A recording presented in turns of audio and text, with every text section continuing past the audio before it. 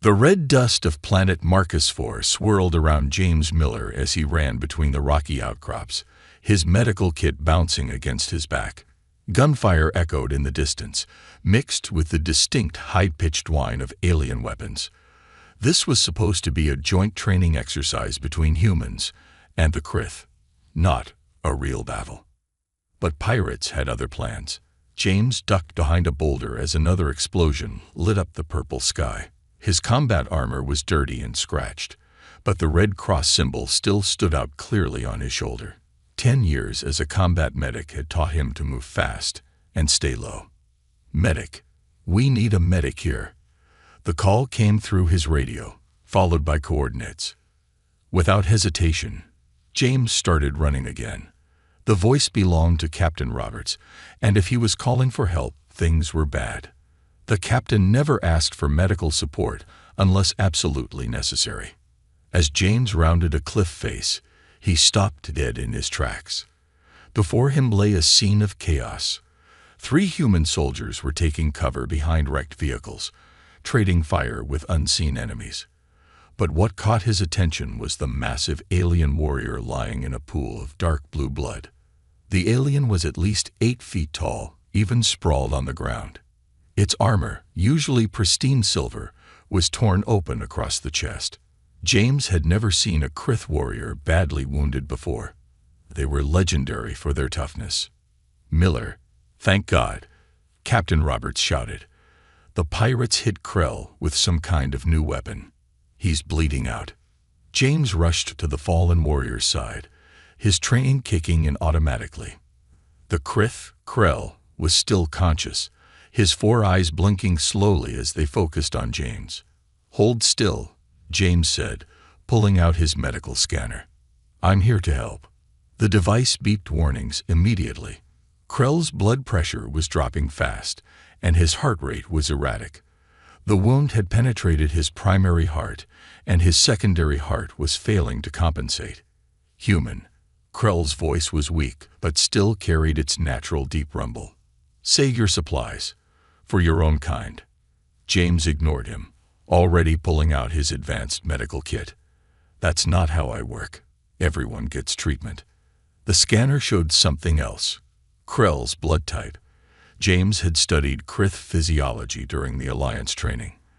Their blood was similar to human blood in many ways, carrying oxygen through their bodies. More importantly, he remembered reading that they had no concept of blood type incompatibility. Their bodies could process any Krith blood. James made a quick decision. He pulled out a transfusion kit. "What are you doing?" Captain Roberts called out between firing at the pirates. "Something either very smart or very stupid," James replied, quickly connecting one end of the tube to his arm. Their blood might be compatible enough to buy time. It was either try this or watch the alien warrior die. "Human, you dare." Krell started to protest, but his voice was getting weaker. "Yes, I dare. Now shut up and let me save your life." James connected the other end of the tube to Krell's arm port, designed for emergency medicine. He took a deep breath and activated the pump. The effect was almost immediate. As James's red blood mixed with Krell's blue blood, the alien warrior's breathing steadied. The medical scanner showed improved vital signs. "By the ancient stars," Krell whispered, his 4 eyes wide with shock. "You share your blood force with me." "That's right, big guy. And it's working." James kept watching the scanner. The wound was already showing signs of improved healing. Whatever was in human blood, it was helping Krell's natural regeneration. The firefight continued around them, but James stayed focused on his patient. After 5 minutes, he disconnected the transfusion. The scanner showed Krell was stabilized. "You will live to fight another day," James said, packing up his kit. Krell's massive hand grabbed James's arm. The grip was gentle but firm. "You have done more than save a life, human. You have created a blood bond. This will not be forgotten." James nodded, not fully understanding the significance of those words. He had no way of knowing that this simple act of compassion would change not only his life, but the relationship between 2 species forever. For now, he just had a job to do. Can you walk? We need to get you to the medical transport. Krell stood up, towering over James.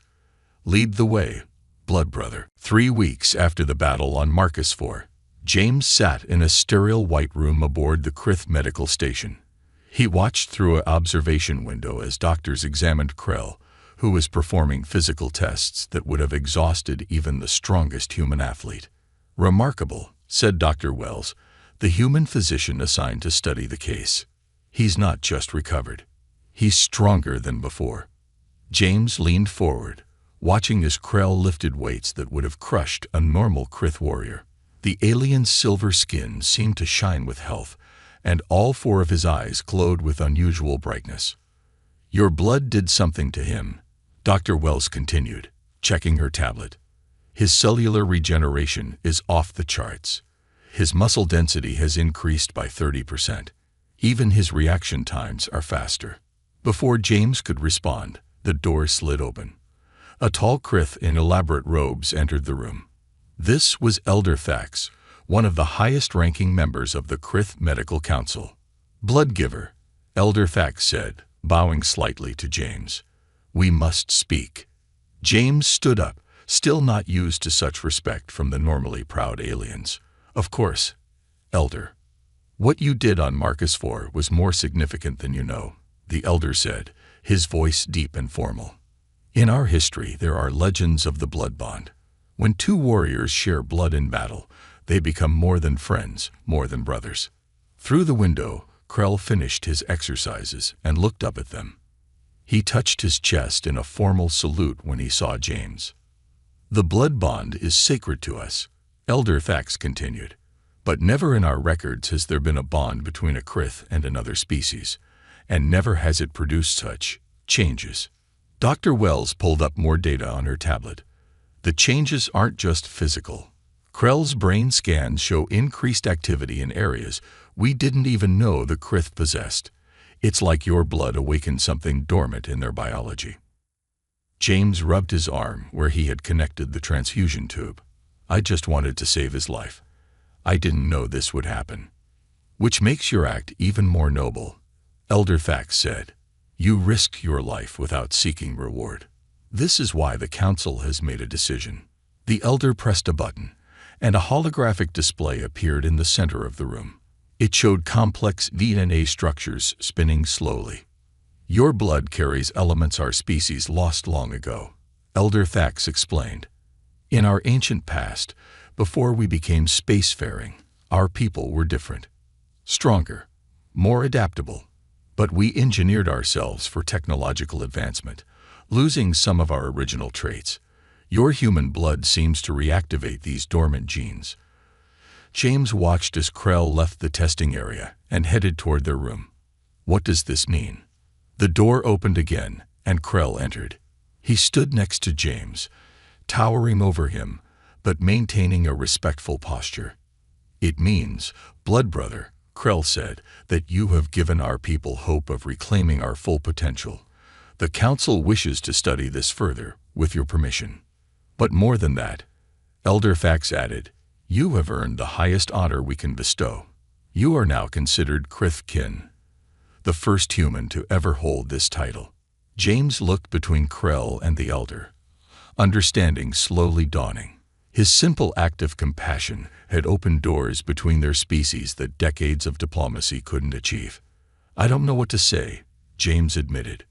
Krell placed a massive hand on James's shoulder.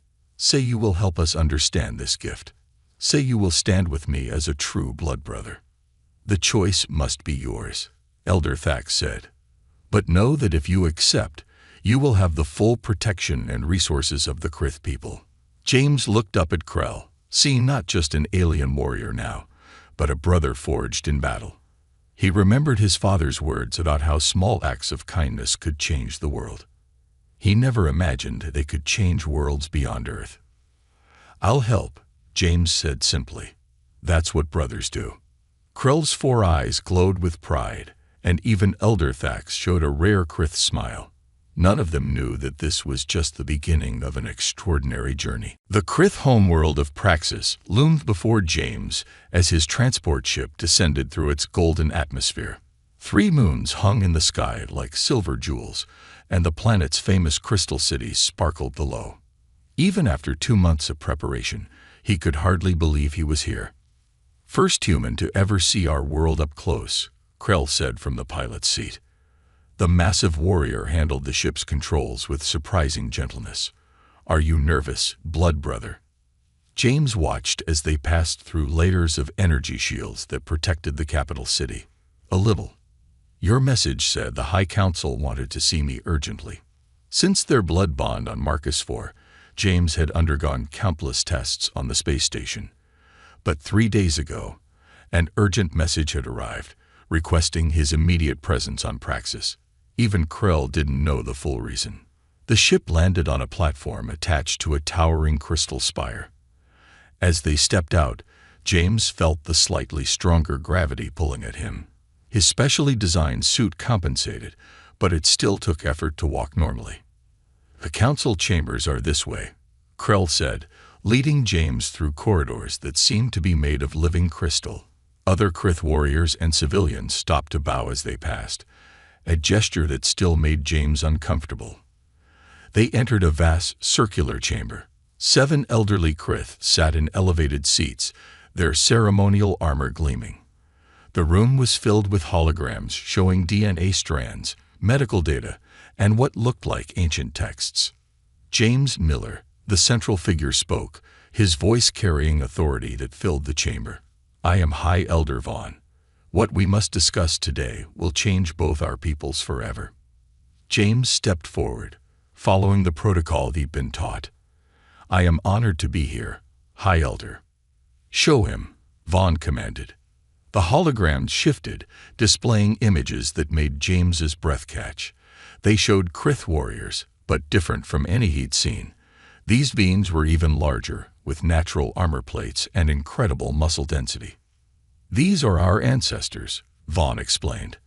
"Before we chose the path of technology, before we modified ourselves to better pilot our ships and operate our computers, we traded our physical might for technical advancement." Another hologram appeared, showing James's blood cells interacting with Krith DNA. "Your blood carries elements we lost," one of the other elders said. "Somehow, human DNA retained traits our ancestors deliberately removed. When combined with our blood, it reactivates these dormant genes." "But there's more," Vaughn continued. "The changes in Krell have continued to develop.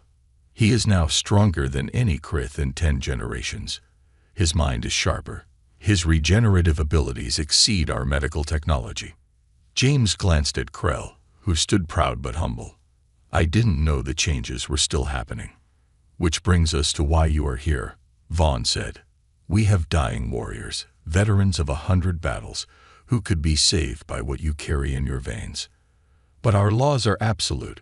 We cannot take blood without consent, and we cannot offer payment for such a sacred gift." The chamber fell silent. James understood now. They couldn't order him to help, couldn't buy his cooperation. This had to be his choice. "There are risks," another elder added. "We don't fully understand the long-term effects of human Krith blood mixing. Each transfer creates a bond that cannot be broken. You would be taking on a great responsibility." James thought about the wounded warriors, about the trust these proud people were placing in him. He thought about Krell, who had become more than just an alien ally. "With respect, High Elders," James said, "you don't need to convince me. If my blood can save lives and help your people, I'm willing to share it." The elders exchanged looks of approval. Vaughn stood, his ancient armor catching the light. "Then let it be recorded," Vaughn declared, "that on this day, James Miller has chosen to become more than Krith kin. He shall be known as Blood Giver, and his name will be written in our histories." Krell placed a hand on James's shoulder, pride radiating from all 4 of his eyes. "The journey begins, blood brother." James nodded, knowing he had just committed himself to something far bigger than he'd imagined. But looking at these noble warriors, He felt no doubt. Some choices were bigger than one person, bigger than one species. The medical chamber hummed with energy as James watched another Krith warrior rise from the treatment bed. This one, a veteran named Dax, had been paralyzed from battle wounds decades ago. Now he stood tall, his legs strong and steady. "I can walk," Dax said in wonder, his voice shaking with emotion. "After 30 years, I can walk again." James sat in his recovery chair, still feeling lightheaded from the blood transfer. It was his 4th procedure this week, but seeing results like this made the dizziness worthwhile. "His neural pathways have completely regenerated," Dr. Wells said, checking her instruments. "It's not just healing anymore, James. Your blood is literally rebuilding damaged tissue." Krell stood guard by the door, as he had for every procedure. "The word is spreading through the warrior clans. They call it the Earth Gift." Over the past month, James had shared his blood with 20 critically injured or sick Krith warriors. Each one showed remarkable recovery, but there was something else happening too. Something unexpected. "Look at this," Dr. Wells said, projecting a hologram in the center of the room. It showed complex strands of DNA shifting and changing. Each warrior who receives your blood passes the changes to their children. The dormant genes stay active in the next generation. James watched as Dax performed a perfect warrior's bow before him. "How is that possible?" "We think it's because human DNA carries traits that were natural to us once," a new voice said. Elder Thax entered the room, carrying ancient scrolls. "Our ancestors didn't just lock away their physical power. They changed what we could become." The elder spread the scrolls on a table. They showed drawings of Krith warriors who looked more like Krell did now. Stronger, more primal, yet somehow more complete. "Each warrior you help," Thax continued, "returns to what we were meant to be. And their children will be born free of the limitations we placed upon ourselves." James stood up, fighting off the last of his dizziness. "But why don't all humans have these special traits? Why does my blood work this way?" Dr. Wells pulled up more data. "We've tested other human blood samples. They all have the potential, but something about your specific genetic code makes it more compatible. It's like your DNA knows how to unlock what the Krith locked away." Dax, who had been quietly testing his restored legs, spoke up. "On the battlefield, we have a saying. The right warrior in the right place can change the course of war. Perhaps you are the right human in the right place to change the course of our species." The words hung heavy in the air. James looked at his arm, where dozens of small marks showed where he'd shared his blood. Each mark represented a life change, a warrior restored.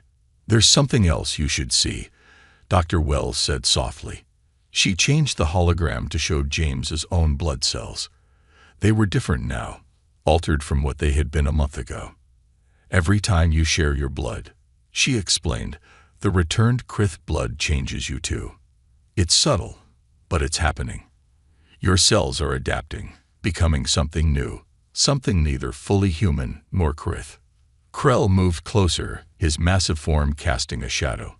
"This is why I stay close, blood brother. We don't know what you're becoming, but you carry the future of my people in your veins.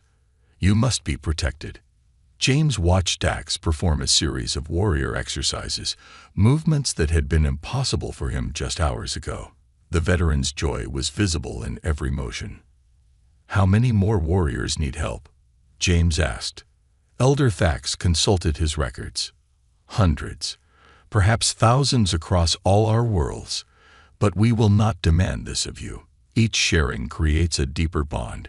Each warrior becomes your bloodkin." James stood up straighter, his decision made.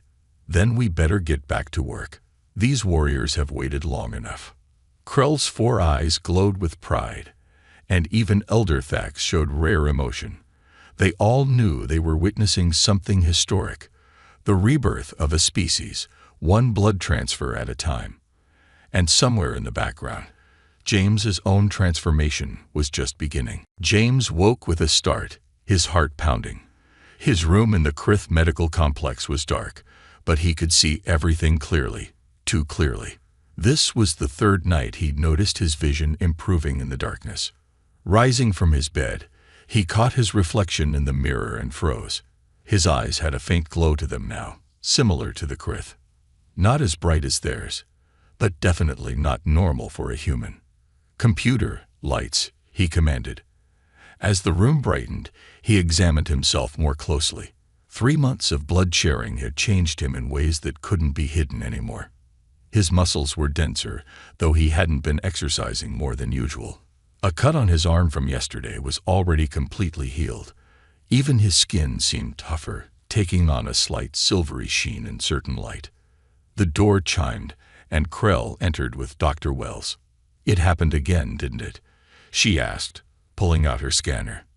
"The night vision." James nodded. "And something else.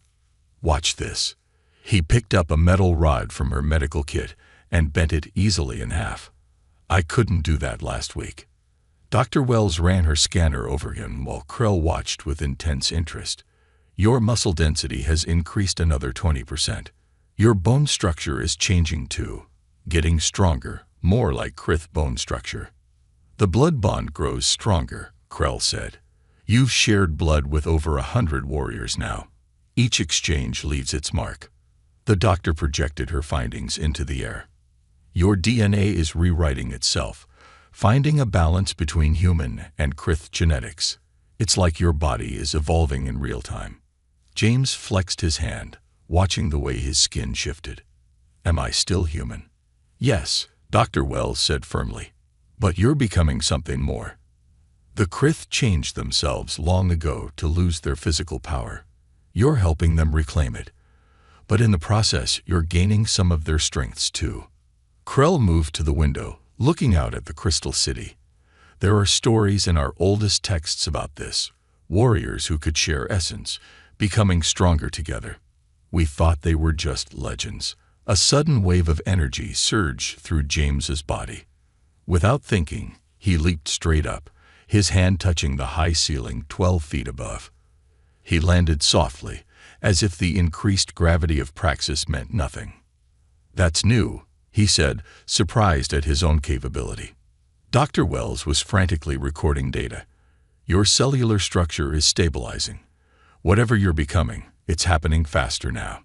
"The council must be informed," Krell said. "This goes beyond healing our wounded. You're showing us a new path, a way to reclaim our heritage without losing what we've become." James sat down, feeling the strength flowing through his modified body. "Will it keep changing me?" "Yes," Dr. Wells answered honestly. "But everything I'm seeing suggests these changes are beneficial. Your body is adapting to handle greater strength, improved healing, enhanced senses. You're not losing your humanity. You're expanding it." Krell placed his massive hand on James's shoulder. "Among my people, there is a word for this. Vextal. The eternal evolution. It means to grow beyond what you were while keeping your true self." James stood and walked to the window. The 3 moons of praxis cast their light over the city, and he could see details he would have missed before. Individual Krith walking far below, the subtle patterns in the crystal buildings, the energy shields shimming in the upper atmosphere. "I'm not afraid," he realized aloud. "This feels right somehow." "It should," Krell said. "You've given hundreds of warriors back their lives. Now the universe gives you something in return." Dr. Wells finished her scans. "We'll need to monitor you closely. There's no way to know how far these changes will go." James turned to face them both, standing straighter than he ever had before. His slightly glowing eyes reflected in the window. "Then let's find out," he said. "Together." Krell's 4 eyes glowed with approval, and even Dr. Wells smiled. They all knew they were watching the birth of something unprecedented, a bridge between 2 species, a transformation that would change both humans and Krith forever. And it was only the beginning. The great arena of Praxis was filled with thousands of Krith warriors, their armor gleaming under the 3 moons. James stood in the preparation chamber, his transformed body humming with energy as he waited for the challenge to begin. "You don't have to do this," Dr. Wells said. checking his vital signs one last time. The traditionalists have no right to demand combat. But James knew better. Ever since Lord Max had denounced the blood-sharing program in the High Council, calling it an abomination that weakened the Krith species, this confrontation had been inevitable. "If I refuse the challenge," James said, "they'll use it as proof that humans are weak. Everything we've built could be destroyed." Krell entered the chamber, carrying ceremonial armor sized for James's enhanced frame.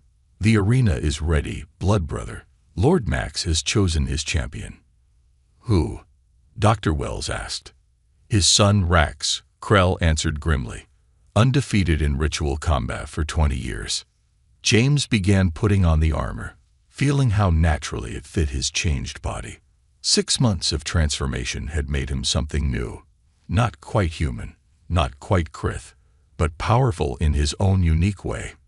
"Remember," Krell said, helping with the final pieces, "this is blood honor combat. No weapons, no technology. Just strength, skill, and will." The arena horns sounded, calling the combatants. James walked through the tunnel toward the fighting ground, his footsteps echoing. The gravity of praxis no longer bothered him. His body had adapted, grown stronger.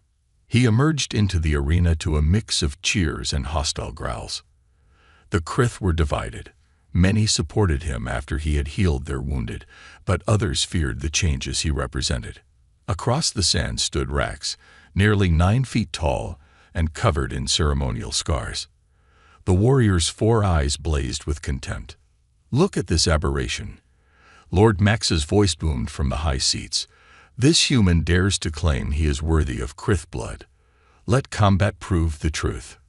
High Elder Vaughn stood as well. "The challenge is accepted. Combat will continue until submission or unconsciousness. Begin." Rax charged immediately, hoping to overwhelm James with pure strength. But months of sparring with Krell had prepared him. James moved with inhuman speed, using his smaller size to slip past Rax's grasp. "Stand still, half-breed." Rax growled, swinging massive fists. James didn't waste energy on words.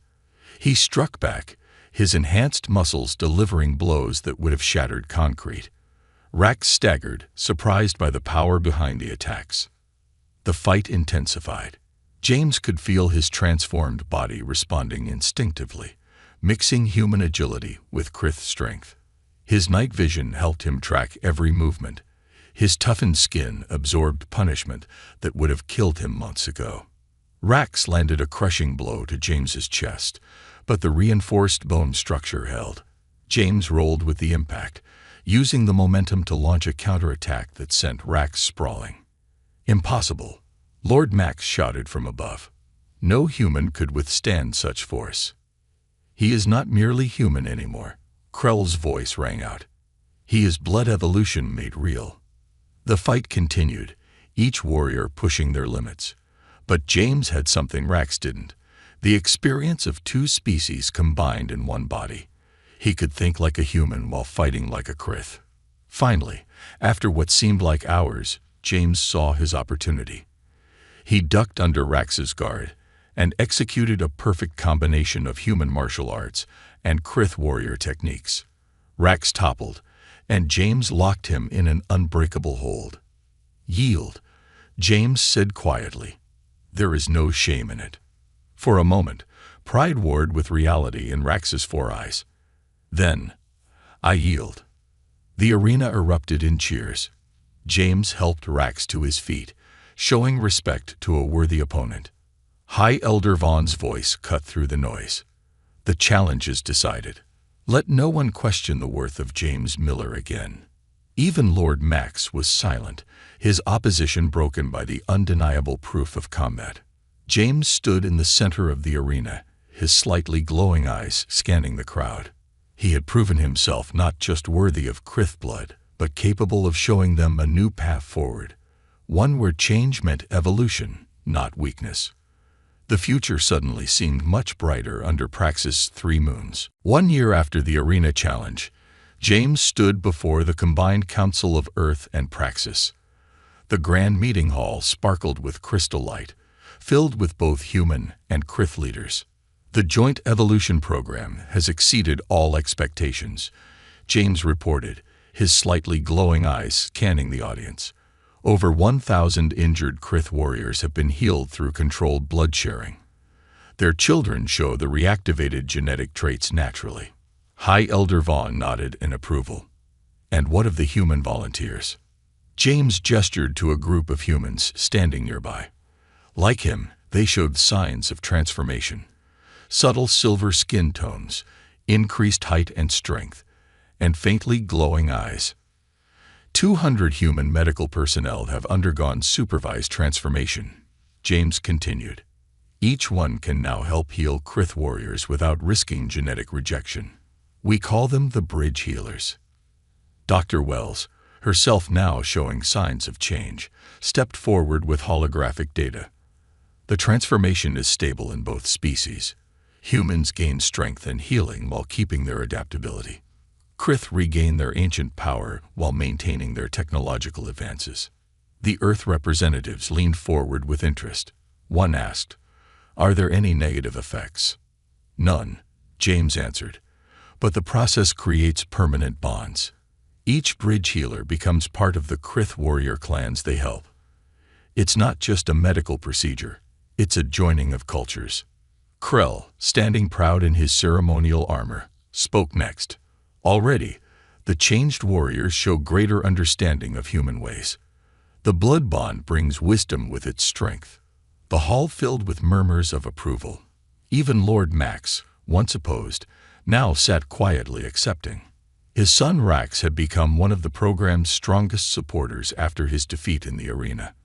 "We propose expanding the program," James said, "creating medical centers on both Earth and Praxis where voluntary transformation and healing can take place. A true bridge between our species." High Elder Vaughn stood, his ancient armor gleaming.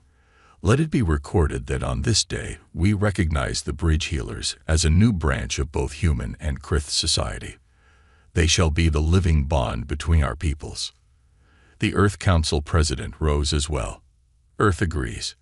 The bridge healer program will have our full support." James looked at his transformed hands, remembering the simple choice he'd made that day on Marcus IV. One act of compassion had grown into something that would reshape two species. "There's more," Dr. Wells added. "The children of transformed humans and healed Krith show remarkable qualities. They represent the next step in both our species' evolution. Not better, just different. Adapted for a future where humans and Krith walk the same paths." James watched as Krell's youngest child, born after his healing, played with the daughter of a bridge healer. Both children showed characteristics of both species, yet remained uniquely themselves. "The old texts speak of a time when the galaxy would be united by blood and honor," Krell said. "We thought it meant conquest. Instead, it meant this: healing, growth, and willing transformation." The council members began signing the formal agreements, but James' attention was on the children playing in the corner. They represented everything he had hoped for. Proof that differences could become strengths. That change didn't mean loss. "What's next, blood brother?" Krell asked quietly. James smiled, his transformed eyes glowing slightly brighter. "We keep building bridges. There are other species out there, other ways to grow. The galaxy's a big place." As the ceremony concluded, James looked out at the crystal cities of Praxis. Somewhere out there, a wounded warrior was being healed by a bridge healer, bonds were being formed, and the future was being reshaped one drop of blood at a time. His simple act of compassion had grown into something greater than himself. Not just a medical program or a diplomatic breakthrough, but a new way forward for both species. And as Praxis's 3 moons rose in the purple sky, James knew this wasn't an ending. It was just the beginning of an even greater adventure. The legacy would continue, growing stronger with each new bridge built between the stars.